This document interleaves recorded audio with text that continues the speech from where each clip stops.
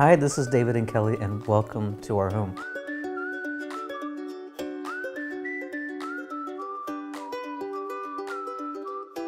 So Keller, are you ready? I am ready. Okay, it's that time again. It's time for the big question. And today we have people asking us, what are some things I should be looking for when buying a home? So first I would say make a list. Make a list of the things that you would like in your home, and then maybe categorize them as must-haves and things that, you know, if you could get this as well, I'd like that too. Also, I would say just drive around the different neighborhoods.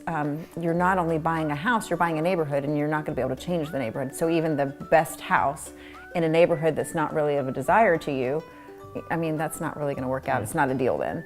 And then the third thing I would say is, what are some things that are important to you as far as where the house is located? Like, are you looking for a particular school district? Are you looking for a particular distance from your workplace or shopping or the grocery? And do you care about an HOA or not? I mean, all those types of things, if you can kind of narrow down in your search before you actually go looking at a house, I think that's some really good legwork to do in advance. So.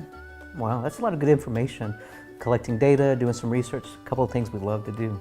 Yeah. All right, well, if you have a topic for our next series, feel free to leave us a message down below. We would love to hear your feedback. Well, thank you for joining us today, and stay tuned for the next big question.